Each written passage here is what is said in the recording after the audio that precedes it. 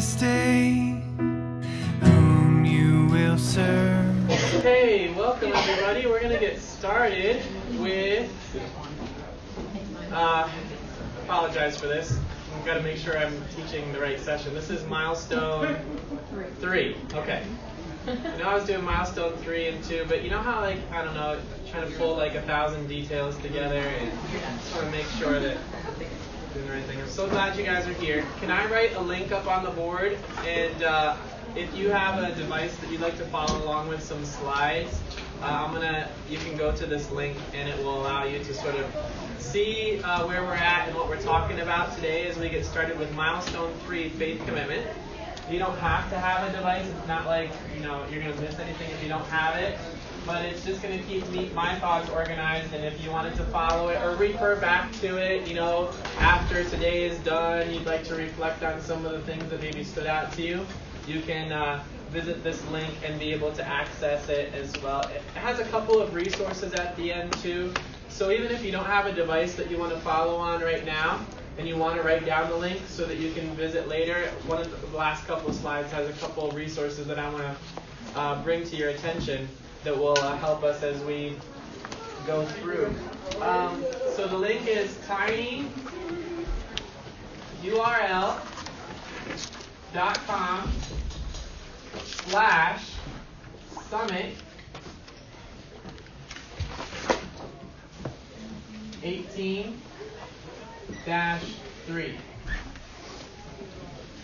If you go to that link, it'll take you to the slides for this presentation. I'll give you a minute there to pull that up if you want. And while I pull that up, I'd like to see if I could give you, just on a more funny note, a little job to do. Yeah? Summit, and then the number 18, and then a dash, and then 3. The 3 is for the milestone 3. 18 is for 2018. While I have your attention with links, at the end of the day, could you guys take some?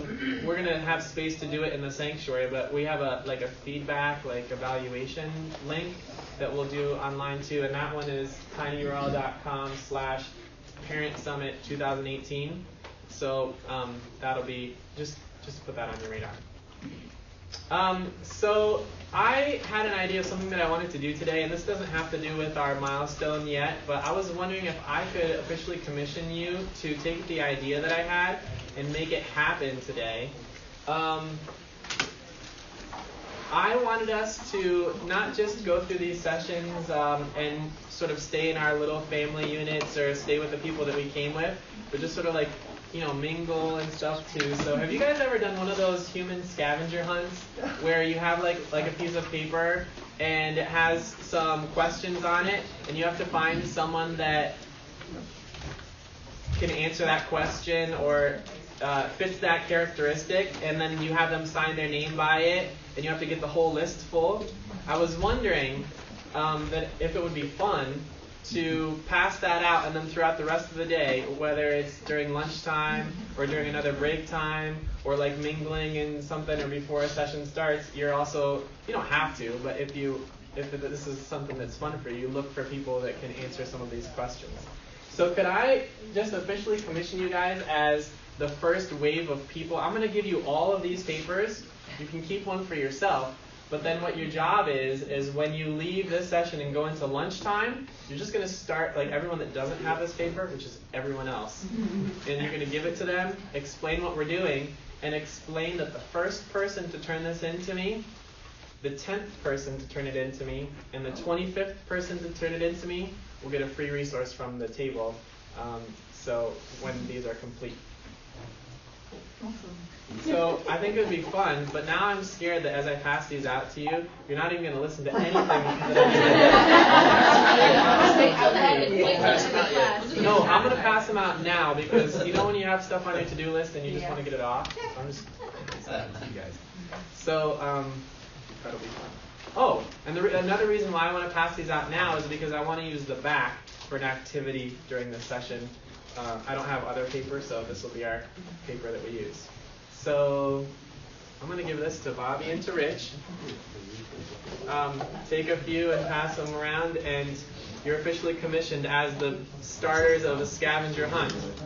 I know some of you are thinking a little clever. You're like, I know, I'm not going to pass any of these out so that I can be the first one to have it filled in and turned in. Have fun with that. We have some snacks here. We bought them for you, so eat them up. Anyone want some?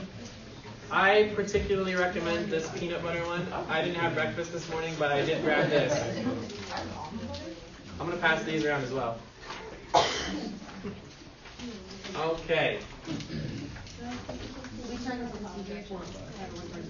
Yep.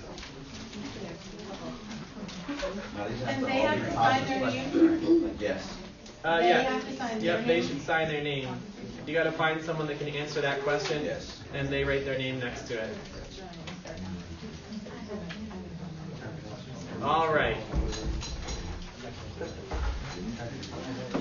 So,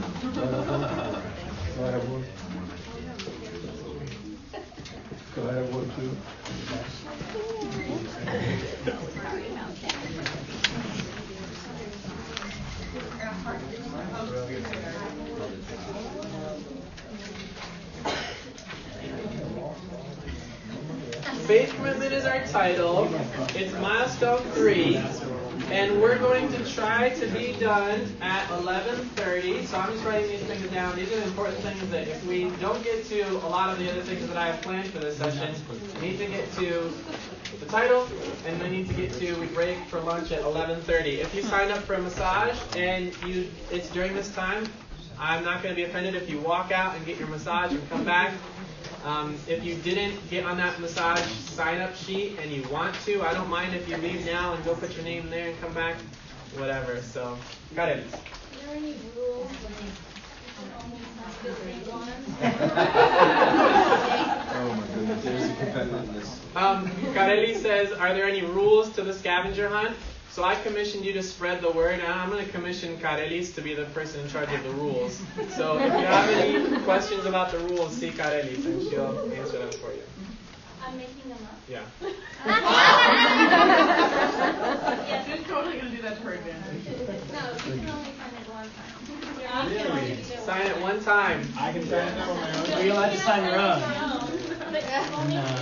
One person's request. Yes. Once you've used someone's name, you can't use them again. So, men only.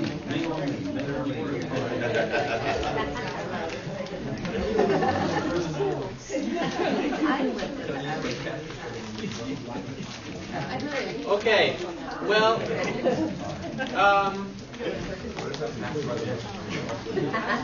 so we are talking about faith commitment, and you don't have to have kids that are a certain age to get stuff out of this milestone. We do have 8 milestones on what's called a milestone pathway, and they are sort of like structured as your kids grow older. These are some of the things that we want to make sure that we don't forget about, that we want to focus on.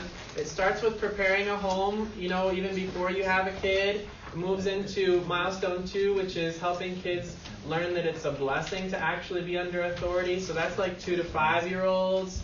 As they start being able to have more English vocabulary and talk about things like our invisible God that we love, and they can understand what the Bible is, and they can understand things about needing God, that they can't, they're really not designed to live life on their own. They're really not designed to be able to handle the world all by themselves. We start to be able to get into times where we can bring up things about faith. And so a little after the toddlers, we emphasize things about faith with our toddlers, but then the next milestone, which is milestone 3, would be if elementary age, we just really want to be focusing over and over again on faith commitment.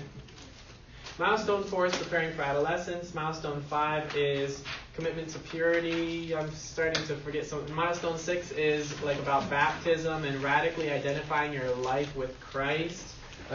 In this life, there's things that I can pursue, career paths, interests, but I know one thing. I'm setting my course in my life as an adolescent, as a teenager. I'm going to make a decision that my faith is not my parents' faith. My faith is mine, and I will follow Jesus as my king. Milestone 7 is passage to adulthood, and milestone 8 is preparing to leave home. There are 8 milestones that we have as a church that we're trying to help us being intentional. And the question for today is taking the main themes that Nate and Greg and Chris were helping us with this morning, and which was, how can we emphasize what is most important? If we're going to be diligent in these short years, what do we need to be diligent with? Well, we need to help our kids. Like, if we're passing something on to our kids, what is that thing that needs to be passed on? And they're suggesting to us it needs to be something about loving God. If we're passing on other things, they might be good, they might be really needed, they might be really helpful. But what's just foundational that we don't want to miss in these short years that we have? It's love God. So the point of these breakout sessions is, how are we going to do the love God thing with elementary aged kids?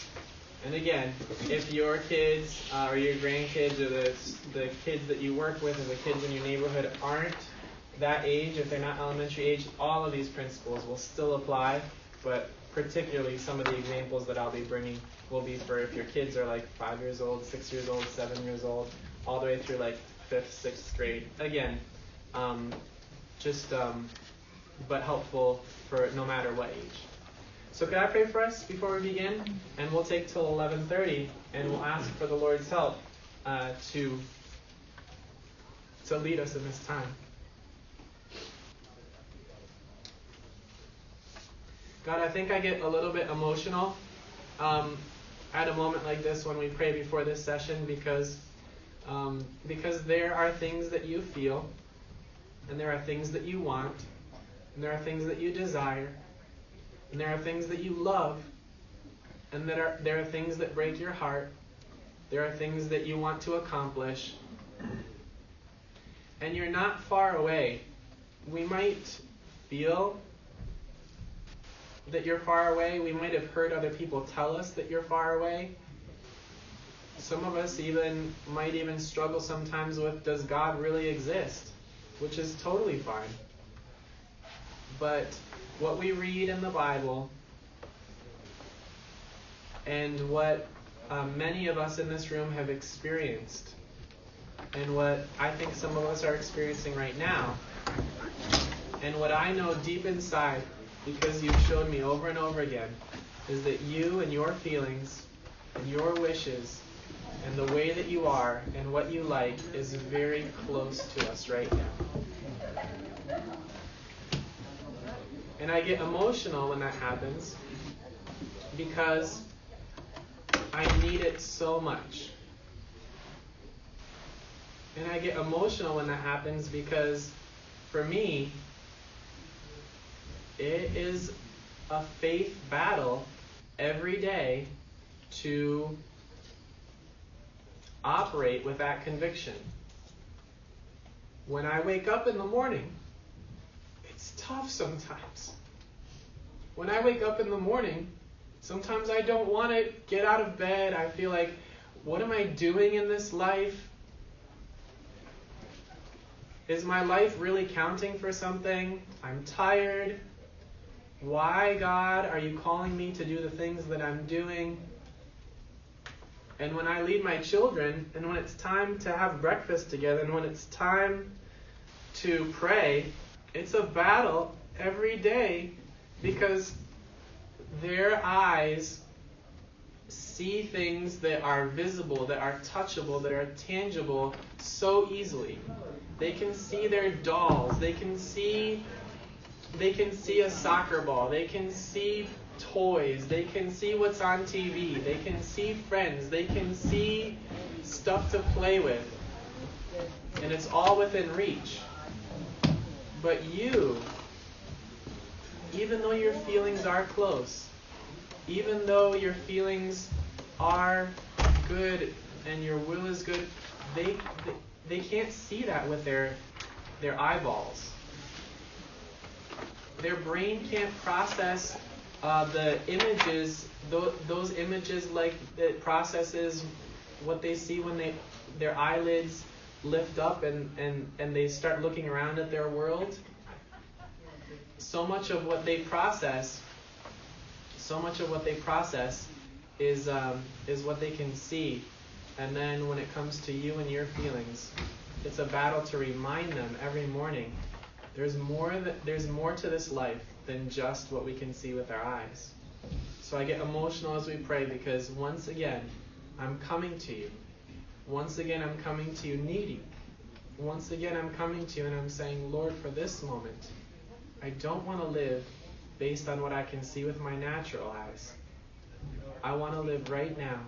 And I want my friends in this room, to have an experience where for these few brief minutes, these 30 minutes, that we can have a chance to have what it says in the Bible, the eyes of our heart enlightened.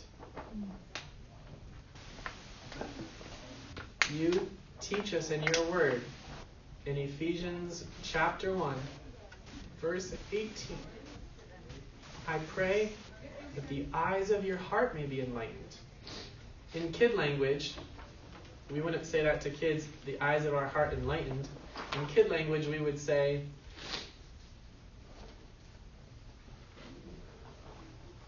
you can see with your natural eyes, you can see like with these eyes that we see like everything with, but we can also see with different kinds of eyes.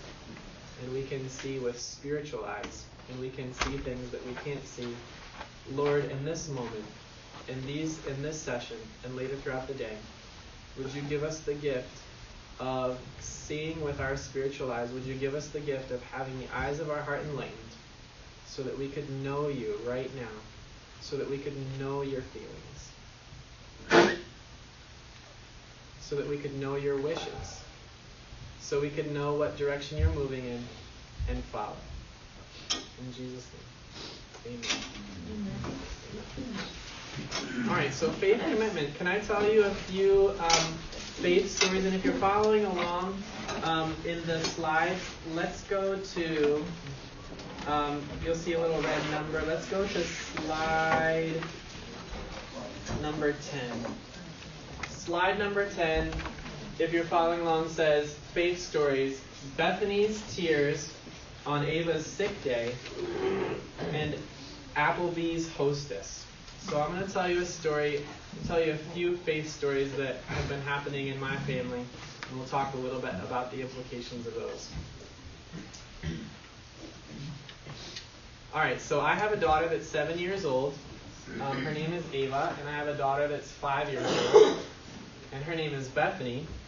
And they both go to Silver Run School this year in Millville. We live in Millville, and it was a big deal for Ava and Bethany to go to school this year, because last year they were homeschooled by their mom. So they stayed with mom every day last year, and this year was a new year. We were going to send them to public school. The 5-year-old Bethany, this is her first year in school, first year like out of the home. And so, we would have talks in the summertime about starting back into school, and we would walk around the property of Silver Run School and like look into the classroom window or play on the playground. I wanted to play on the playground so that the playground or the school in their minds wasn't a place separate from mom and dad, that they have only memories with friends there. I wanted there to be some memories with dad there, so that as they're there, they can sort of like, know that dad knows about this place and know that dad cares about this place. So I was worried that people driving by the school property would be like, what are these like weirdos doing, on the school property when it's not a school day, and like, I don't know. figured if I got in trouble, whatever, but at least it'd be fun. So, so they've been doing good at school. They've been enjoying it. We were worried, like my wife and I were worried, would our youngest, the 5-year-old, just cry, the first week, having to say goodbye to mom and all these things. But they did well. They didn't have huge breakdowns, and they've been enjoying the year. My wife drops them off as car riders every day. So that's a special thing. They give each other. They have this routine of hugs and kisses, and my wife will say something to them, and they'll respond, and all these kinds of things. Well, all of that got a little bit disrupted a couple weeks ago when, for the first time, my oldest daughter Ava got sick and wasn't going to be able to go to school. But my youngest daughter, Bethany, she wasn't sick. And so I was like, oh no, I'm going to have to send Bethany to school without her sister. And this has never happened. This is not part of her routine. And I thought this could be a little bit of a challenge. I sort of wish that I could just say, well, Ava's sick, so you can stay home too.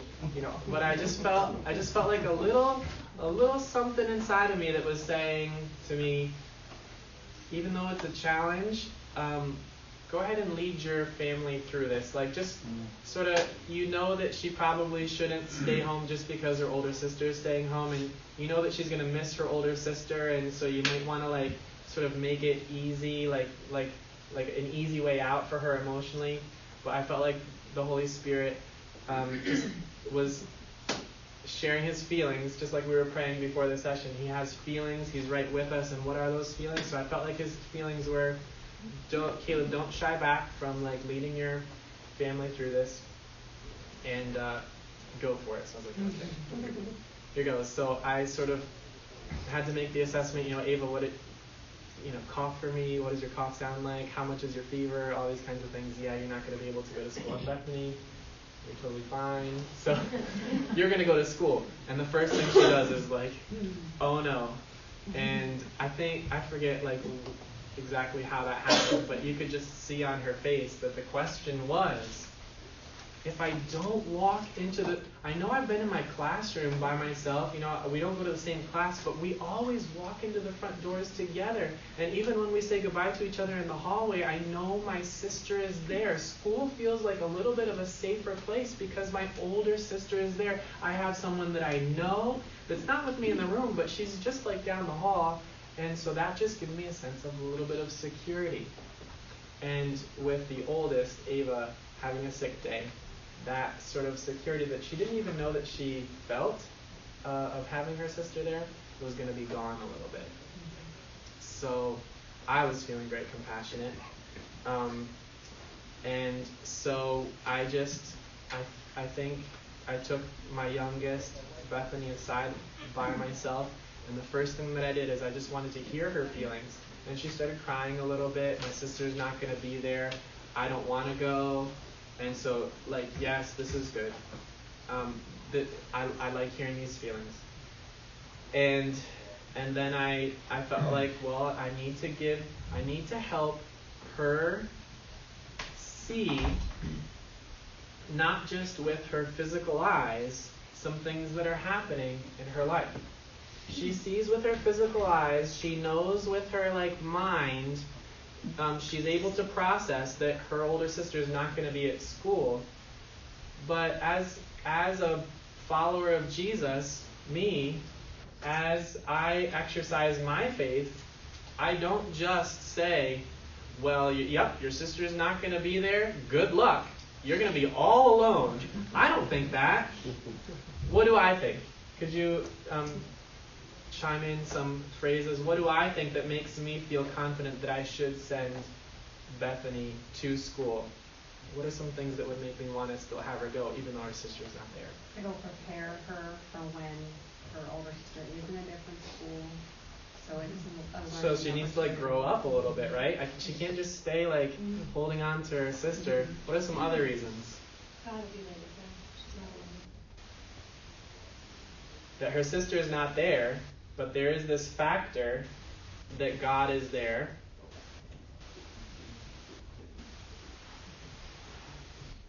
Teach yourself resilience. She can stand on her own. We don't want her to be like so dependent on other people that she can't exercise her own personal strength, some resilience. Very good. The other people that go there every day will still be there too. That there's safety in other people, not just her sister, her family. Yeah, very good. We use Bethany just because and we're just grateful because his daughter is in our daughter's class, and just enough to be brave, and that God has placed other people that protect us wherever we are. We throw that one in there. That's really good. So, of all those really good things, the thing that I felt like the Holy Spirit wanted me to focus on for that moment was, as a family, we don't just say a nice Bible-sounding phrase. We don't just say, just like we might talk about Santa Claus, or just like we might talk about other. God is not like one of those fictitious fantasy kinds of things that I'm going to give you a little bit of a false hope that, yeah, your sister's not there, but God will be with you. But then it doesn't like cognitively make sense, or these kinds of things. Like we believe as Christians that it's not just like a pretty sounding nice thing, God is with us. Like, we actually believe, or do we? At least we fight to believe that the one who said, "Let there be light," and there was light, lives inside of us. The one that had the power in the desert of Sinai when the people of Israel were moving through and Pharaoh's army was chasing them, the God that parted the Red Sea and there's dry ground to walk through, He's with us. He lives inside of us. The one that, remember the story of Shadrach, Meshach, and Abednego? Was it Nebuchadnezzar? Said, I have this golden image, like this statue, and when all the music starts playing, everyone in the nation that's gathered there before the statue needs to bow down. So Shadrach, Meshach, and Abednego, they said, we're not going to do that. We're going to stay standing because we will love God only. And so the king got so angry, and he threw the three of them, Shadrach, Meshach, and Abednego, into the fiery furnace. And do you remember what happens next? There were 4 people. There's a 4th. And the Now, ones that threw them in perished. Yes, the guards that threw them in, because the fire was so hot, died. Shadrach, Meshach, and Abednego walked around without a singe, without even the smell of smoke on their clothes.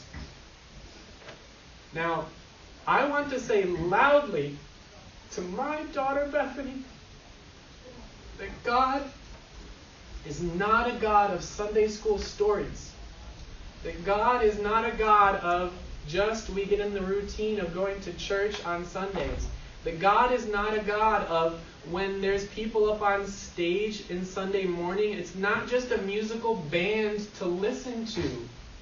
The truth is, biblically speaking, and that we all experience, is that we are communing, talking with, aware of, seeing with our spiritual eyes, that the same one that walked in the fire with Shadrach, Meshach, and Abednego is the same one that is right with my daughter Bethany when she walks in through the front doors of Silver Run School by herself. To a 5-year-old, that can feel like fire.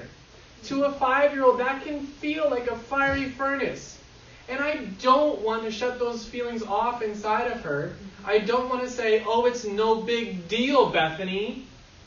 Grow up, Bethany. Be more independent. I had to do that when I was 5 years old. You do that when you're in 5 years old.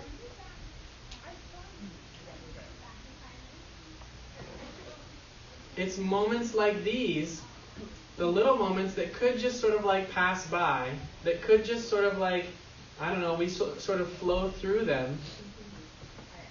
When we're talking about faith commitment, this is what it's like. It's like, okay, this is, as you've been 2 years old, 3 years old, 4 years old, 5 years old, we've like talked about these stories about God. We've learned them, and you've also heard from mommy and daddy like stories of our fear. We've had like things in our lives that have been hard to do. And you know what we take comfort in? You know what mommy takes comfort in when she's afraid?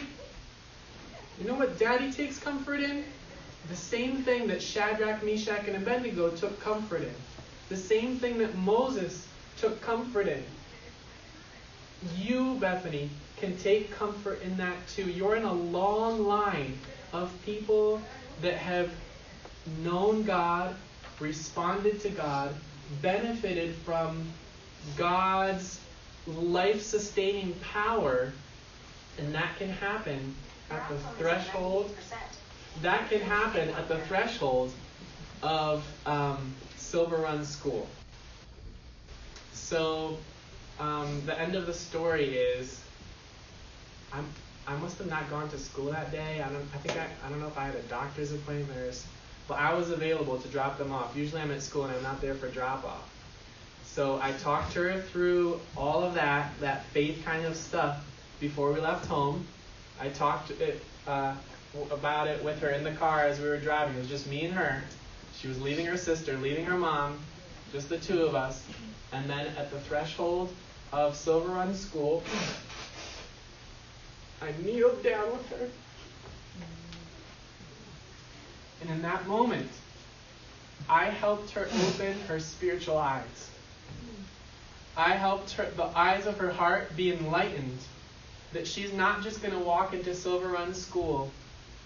She's not just going to walk into Silver Run School and interact with or respond to or draw conclusions or believe things or feel things based on what her eyeballs can see. She's not just going to say, my sister's not here, so I'm going to be afraid. She's not just going to say, my dad will get mad at me if I cry about this because he thinks that I should be more independent, so I better just shove these emotions down. With all the emotions out on the surface, help her open her spiritual eyes so that she can see what King Nebuchadnezzar saw. She can see that walking in is not Ava. Walking in there is not the safety of mommy, not the safety of daddy. But she can do it because God is with her. And she can do it because she feels not alone, because she's heard daddy and mommy's stories that we struggle with this too. You're walking into Silver Run, but my daughters know that this year has been a big year for me. I had a Teacher of the Year thing going on where I was a finalist for the whole United States of America for a foreign language teacher. There's a lot of pressure on me, and I had to go to Nashville and prepare for some of these kinds of things. And it was terrifying. Just like Bethany felt like going into Silver Run is a little bit of her fiery furnace. Oh my goodness, 2017 was a fiery furnace for me. And so I would just let them in on that story. And that's how we develop faith in the lives of our kids. I shouldn't say that's how we develop faith in the lives of our kids because it makes it sound so easy or whatever. And it's just one story. But you know what I mean? You know what I'm trying to say? This is a little bit of what it will feel like when faith is passed on to our kids, no matter their age. No matter if you have that kind of conversation when they're 16 or 3 or whatever. One principle of public speaking is never tell a story you don't finish. So how'd it go? What happened? How'd it go? Oh, okay, good.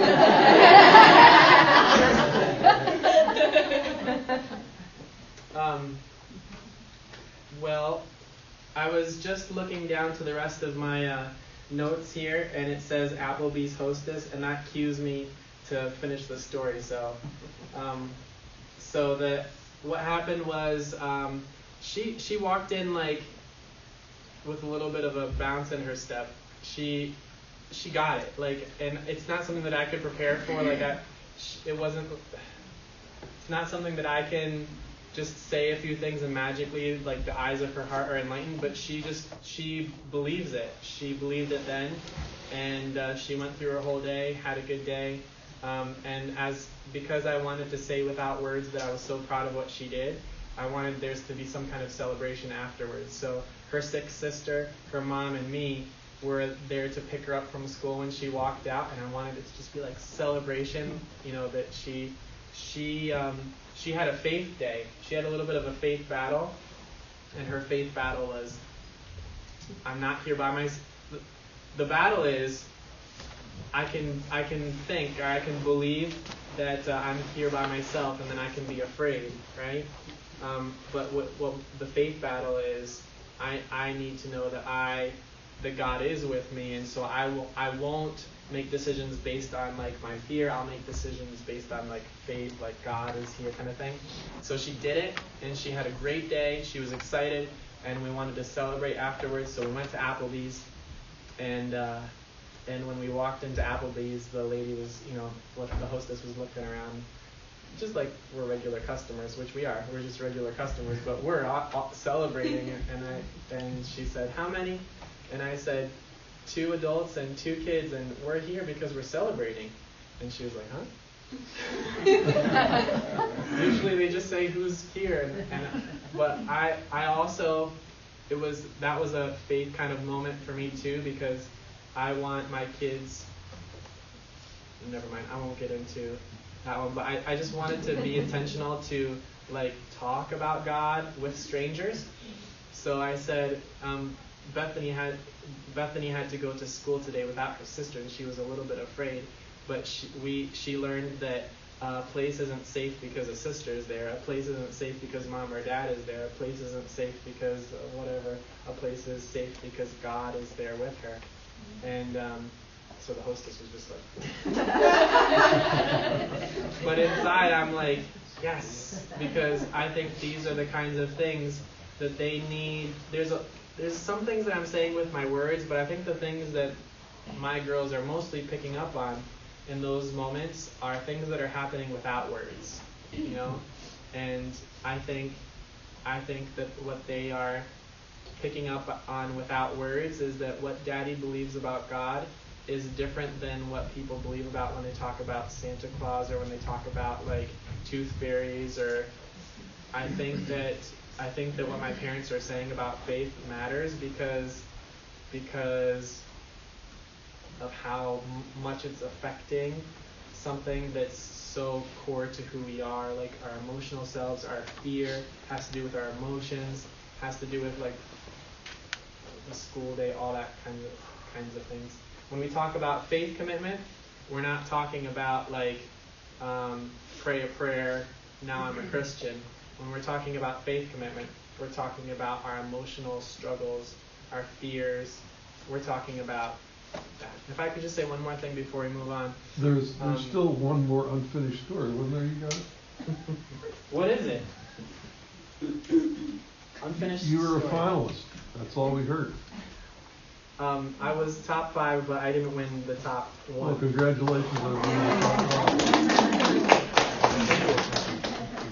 Thank you.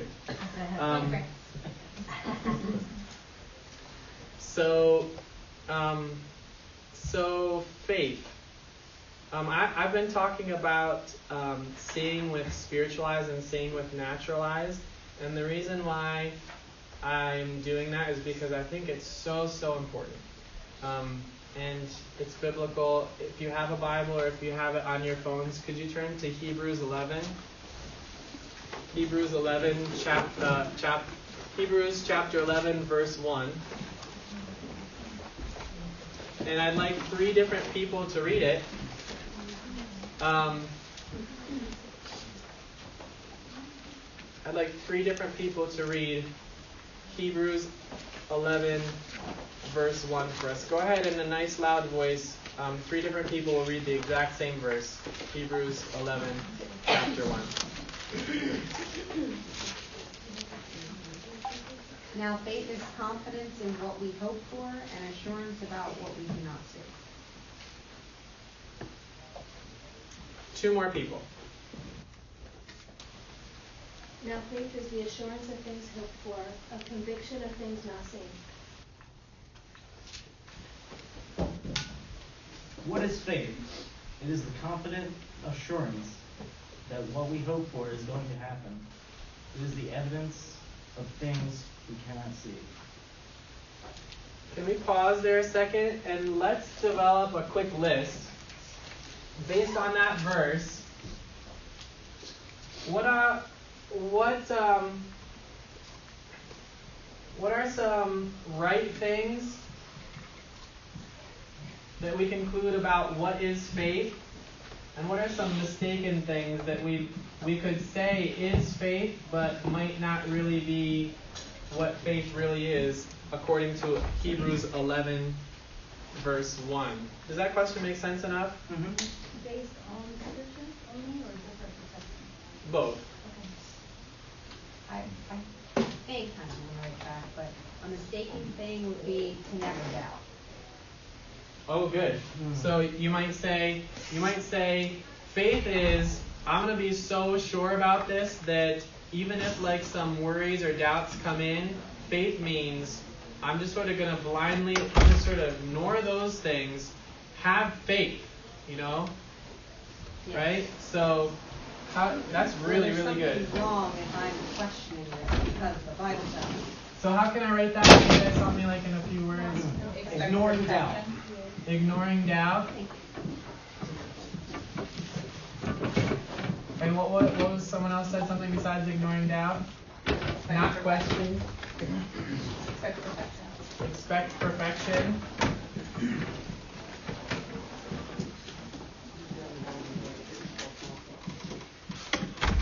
What else? On the mistaken side or right side? I don't like these titles, by the way, but right and mistaken. But you know what I mean? I'm just trying to like fit the two together.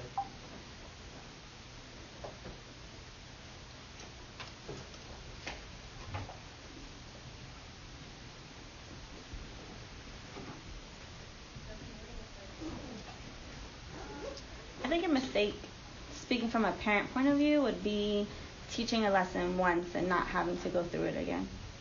Expecting for them to learn one time, or for us to learn one time and not have to walk through it. Okay.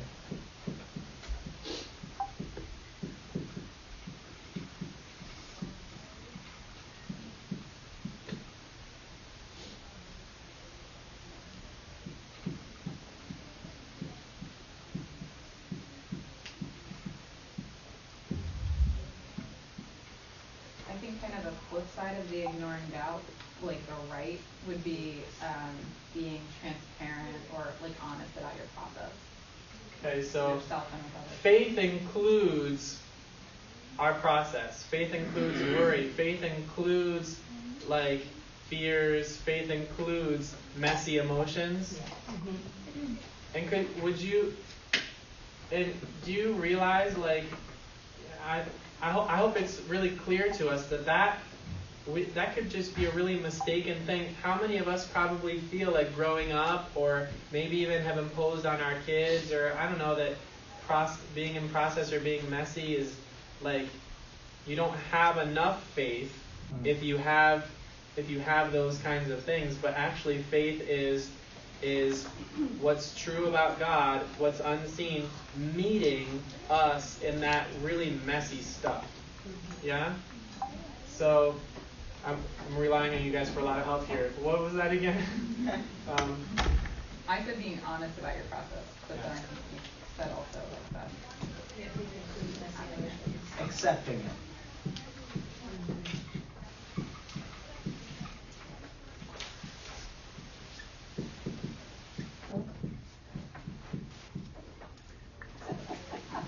One of the things that I'm trying to think is correct.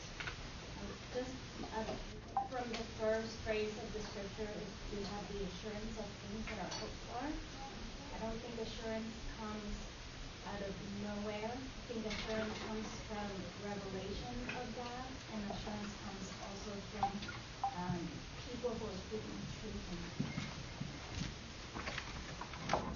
say that again. Assurance. I got that comes from people sharing the truth. What was the first one? Revelation. Revelation. I think really the Hebrew himself. Kind of along with that, the Amplified Version says that it's a confirmation, or it's a title or a deed of assurance. And as a grandmom, I have to go back and rely on my history with God. And His Word says to teach these to your children when you're standing and you're sitting. So, like that assurance is the teaching of Moses and the Israelites and all that you shared with Bethany. And, I have to go back to the right places, the truth that I remember about God showing up in another situation. It's milestones that He shows us.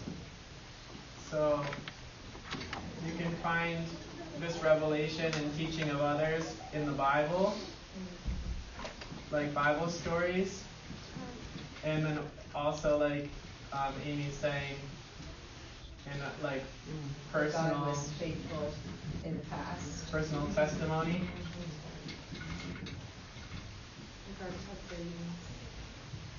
Like God sightings, you're saying? Good. I have something to add too. And you were talking about the spiritual eyes and the natural eyes. I think about the disciples. They were walking through everything with Jesus. And they doubted. So, if that's not assurance that, we can doubt, we can question, and it's okay.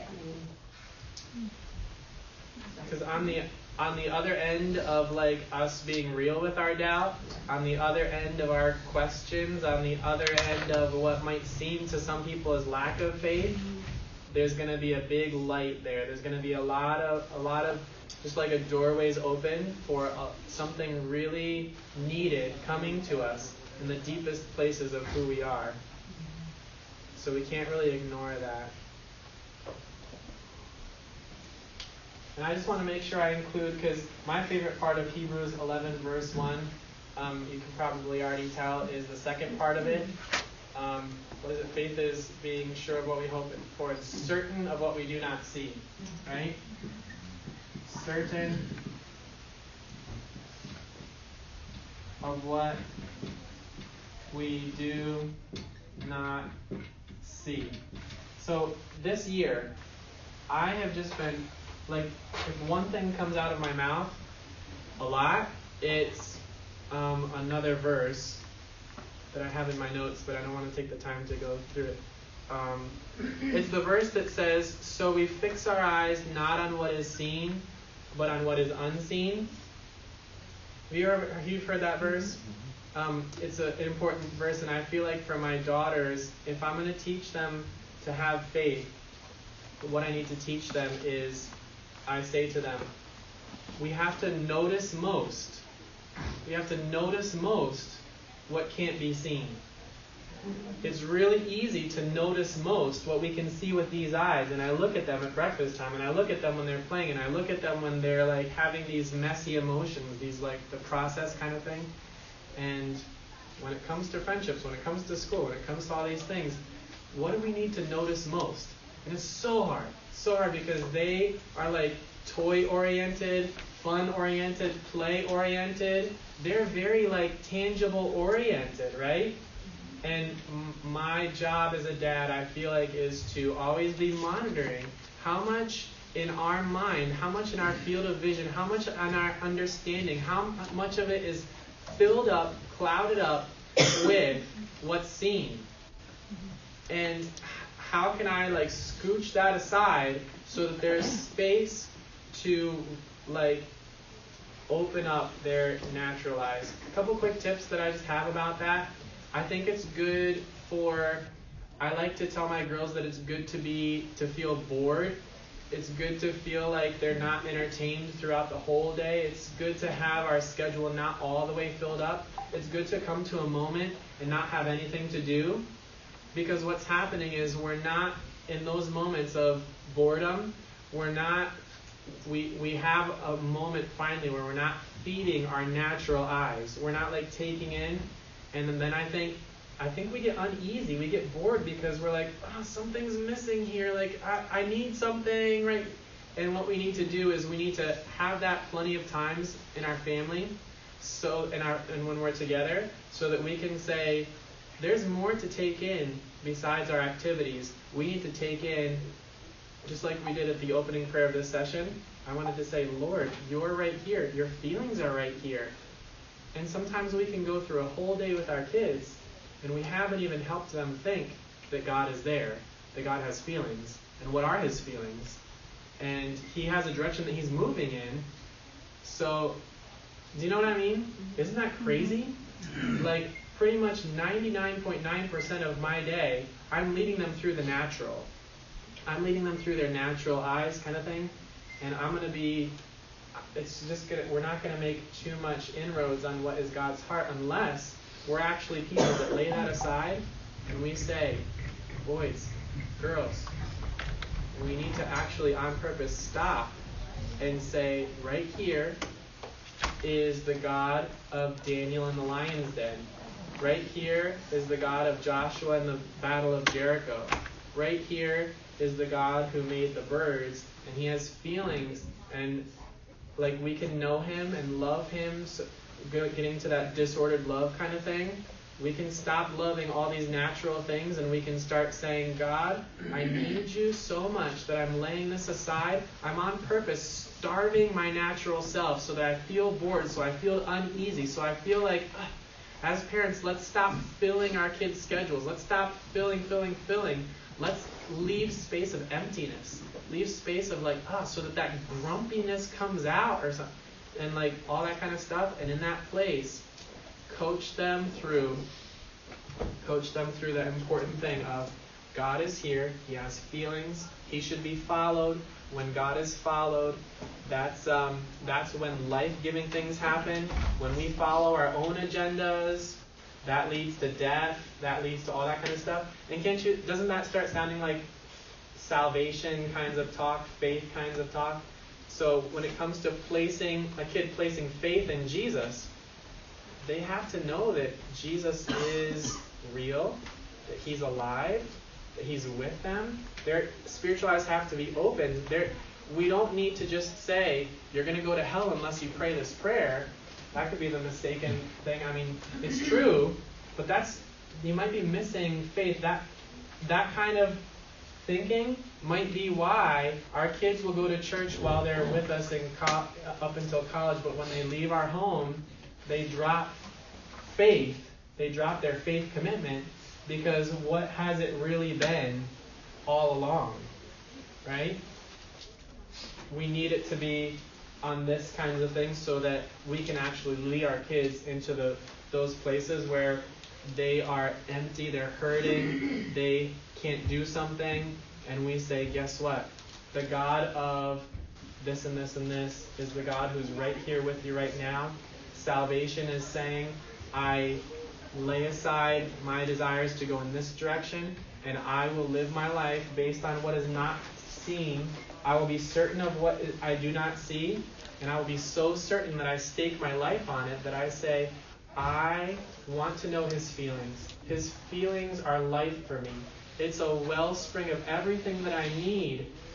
I say to my girls all the time, just like if you don't water a plant or a flower, it's going to die. If we don't have our spiritual eyes opened to Jesus Christ, the Messiah who's with us right now, our hearts shrivel up like those flowers. We need it so much. Those are the moments where faith, real faith, begins to blossom and take root in kids' lives.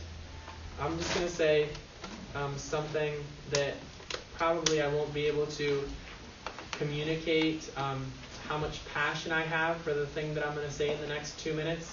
But I want to close our time with this so that maybe even though it doesn't get imparted to you, you can know how passionate I am about it, and maybe we can have follow-up conversations if we run into each other in life somehow. So I think one of the problems with this faith kind of talk, and our church, this is something that I think our church does well, is we have if we want to encourage faith, they have these things called the 4 foundations. This is not what I'm passionate about, by the way. Okay, just so you know. They have these things. Okay, you'll get through this. They have these things called faith talks, prayer times, God sightings, and living on mission. And what our church says is if you want to pass on faith, do faith talks, prayer times, God sightings, and live on mission all the time. Do it as your kids are growing up. And I feel like that is good and all, but this faith commitment talk kind of stuff, what if I can't even get my kids to sit down?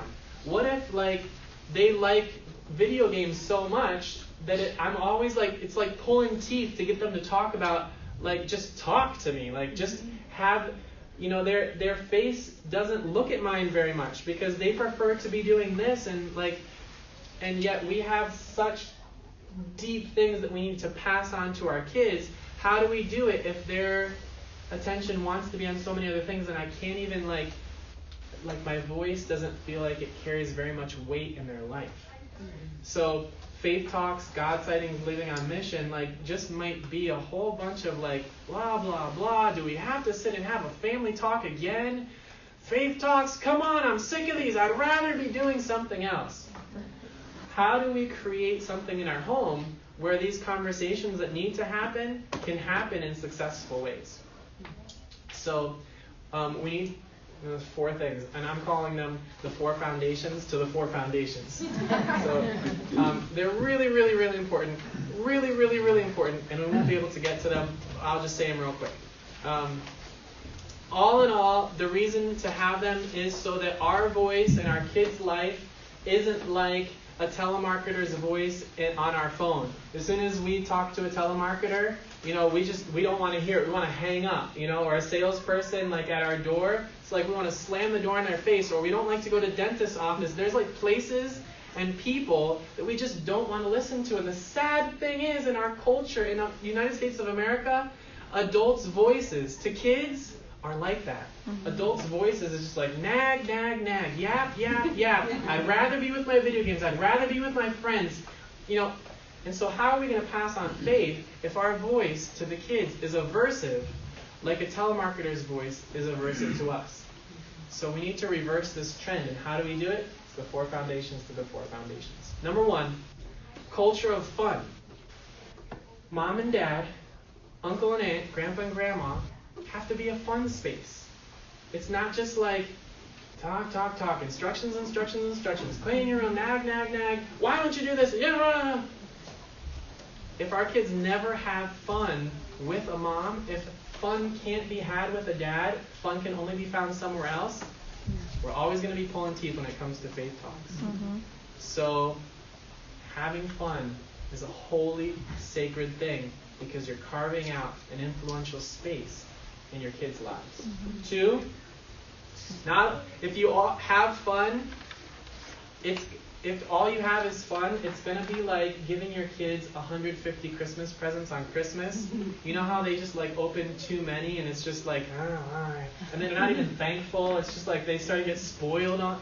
Fun does that if it's only fun in your home. So number 2 is very, very, very important. And basically it's milestone number 2. Parents lead, kids follow. Mm-hmm. And parents lead isn't just taskmaster list kinds of things. It's dad is epic, mom is epic, and epic in a spiritual sense of the word. Where mom and dad go, what they're up to in life is I respect that. What they say about God doesn't sound religious. I respect that. And when their voice gives an instruction, the culture in our home is that we do what they say with a sense of wow, with a sense of holiness. So fun, parents lead, kids follow. Number 3, really, really, really important. The feelings that we feel on the inside need to be what we talk about on the outside. We can't have hidden things that we don't share, that we don't talk, that we hide. We have to get permission to talk about messy emotions. If our home isn't a place where the feelings on the inside are what's talked about on the outside, we're going to always be pulling teeth when it comes to this faith stuff. Ready for the last one? Mm-hmm. Last one is God, Jesus, the gospel, our faith is not just for a Sunday morning. It's not just for devotional time. It's not just for Bible story time. It's not just Sunday school. It's an every day, every moment, every emotion, it's everything. If our kids don't get the message without words that Jesus is everything, all of this faith talk stuff, God citing stuff, it's not really going to happen. Doing those 4 things is not easy, but doing them will carve out an influential space for your voice to carry weight in your kids' lives, so that when it comes time to talk like I did to Bethany at the threshold of Silver Run School, she'll care about what I have to say, because we've had fun times, because I lead her and she follows, and she trusts me, and I'm epic, adventurous in her life. 3, the feelings that we feel that are messy, we talk about on the outside. And 4, God Show matters for me everything. the meaning of faithfulness in a world that knows nothing but